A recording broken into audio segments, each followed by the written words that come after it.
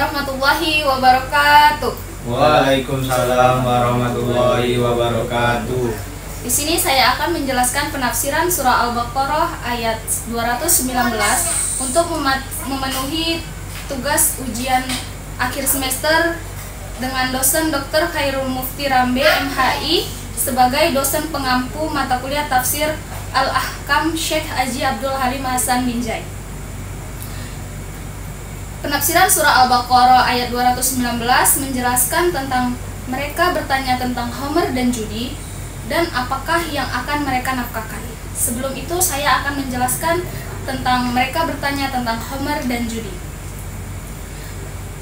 Yas'alunaka 'anil khamri wal maisir qul fihi ma ismun kabiru wa ma naf'i ulil nasi wa ismuhuma akbaru min naf'ihima, yang artinya mereka bertanya kepadamu tentang khamr dan judi, katakanlah pada keduanya itu terdapat dosa besar dan beberapa manfaat bagi manusia, tetapi dosa keduanya lebih besar dari manfaatnya. Khamr artinya air anggur yang telah meragi. Menurut bahasa, khamr itu berarti menutup, menyembunyikan, dan mengaburkan. Kata khamr juga dipergunakan oleh orang Iran dewasa untuk menjelaskan akibat dari meminum anggur, yaitu kabur pikiran atau tertutup akal sebagai akibat dari meminum alkohol. Dengan pengertian, jumhur telah mengumumkan bahwa segala minuman yang mengaburkan pikiran, yakni yang memabukkan, baik terbuat dari anggur atau lainnya, semua termasuk minuman yang diharamkan. Orang-orang Irak terutama sekali Abu Hanifah, Sauri, Ibnu Abi Layla, dan Ibnu Syabrama menerangkan bahwa segala yang memabukkan yang bukan terbuat dari anggur seperti memabukkan karena banyaknya diminum, halal jika diminum sedikit dan tidak sampai memabukkan. Karena mereka berpendapat bahwa khamr itu hanyalah terbuat dari anggur. Demikian juga pendapat Abu Hanifah yang berkata jika perasaan anggur itu dimasak sehingga 2/3 daripadanya habis menguap dan yang ditinggal 1/3 lagi itu tidaklah haram. Adapun perbedaan ulama dalam masalah ini, Malik, Syafi'i, dan Ahmad bin Hanbal telah mengharamkan sekalian minuman yang memabukkan, baik yang terbuat dari anggur maupun yang terbuat dari lainnya, baik diminum banyak atau sedikit. Mereka berpendapat bahwa sekalian memabukkan karena banyaknya maka haram pula diminum walaupun sedikit. Dalam hadis sahih menurut riwayat Bukhari, Nabi Muhammad SAW bersabda, "Kullu muskirin haramun", artinya semua yang memabukkan adalah haram. Ada seorang laki-laki bertanya kepada Rasulullah SAW tentang satu minuman bernama bit, yaitu minuman keras yang terbuat dari madu. Nabi Muhammad, "Kullu syarrabin askara fahuwa haramun", artinya semua minuman yang memabukkan adalah haram. Al-maisir ialah judi bangsa Arab yang dilakukan dengan menggunakan azlam, yakni berhala menurut para sahabat, tabi'in, dan lain-lain. Segala macam permainan yang diadakan dengan memakai taruhan disebut al-maisir. Misalnya permainan-permainan anak sekalipun, jika terdapat kalah atau menang dan taruhan diambil oleh pihak yang menang, maka itu juga dinamakan al-maisir.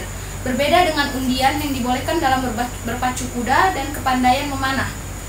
Undian seperti itu dibolehkan syariat menurut ketentuan-ketentuan yang telah ditetapkan. Tetapi perlombaan kuda di mana ada taruhan yang didapat oleh pihak yang menang termasuk juga judi yang diharamkan. Termasuk juga undian yang dibolehkan seperti mengadakan undian antara mereka yang paling berhak mendapat. Seumpama suami yang memiliki 2 orang istri. Suami mengadakan undian siapa di antara kedua istrinya yang akan dibawa pergi atau siapa yang akan tinggal. Menurut Malik, judi itu ada 2 macam. Ada judi permainan dan ada pula judi pertaruhan kalah atau menang. Adapun judi permainan seperti permainan catur yang tidak ada taruhan bagi orang yang kalah dan menang, maka itu tidaklah masuk ke dalam maisir yang diharamkan. Dan ada manfaat bagi manusia berarti khamr, dan judi itu mendatangkan manfaat seperti kekuatan badan dan keuntungan yang dapat diserahkan kepada amal-amal sosial umpamanya. Tetapi dosanya lebih besar dari manfaatnya. Menurut keterangan Allah, sesungguhnya jika kita perhatikan bunyi ayat ini, maka Allah belum lagi menjelaskan secara langsung larangan minuman tua dan mengerjakan judi karena diakui juga ada manfaatnya, sehingga turunlah surah An-Nisa ayat 43 yang berbunyi, "Ya ayyuhalladzina amanu la taqrabus sholata wa antum sukara hatta talamu ma taquluna", yang artinya, hai orang-orang yang beriman, janganlah kamu sholat dalam keadaan mabuk sehingga kamu mengerti apa yang kamu ucapkan. Ahmad Ibnu Abi Syaibah, Abdul bin Hamid, Abu Daud, Tirmizi, Nasai, dan lain-lain telah meriwayatkan dari Umar. Dia berkata, "Ya Allah, telah celakalah kami karena Khamar, itu telah menghabiskan harta dan akal kami." Selanjutnya berdasarkan kasus ini turunlah ayat, kemudian Umar berdoa lagi.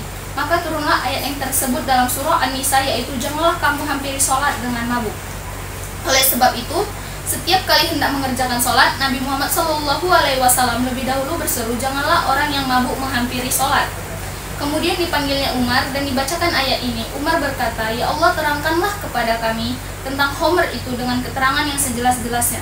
Maka turunlah ayat yang tersebut dalam surah Al-Maidah, "Belumkah kamu akan berhenti dari meminum khamr?" Tatkala ayat ini dibacakan kepada Umar dan ia berkata, kami berhenti. Selanjutnya saya akan membacakan tentang apakah yang akan mereka nafkahkan. Wa yas'alunaka madza yunfiqu qulil afwa. Dan mereka bertanya kepadamu apa yang mereka nafkahkan, katakanlah yang lebih dari keperluan.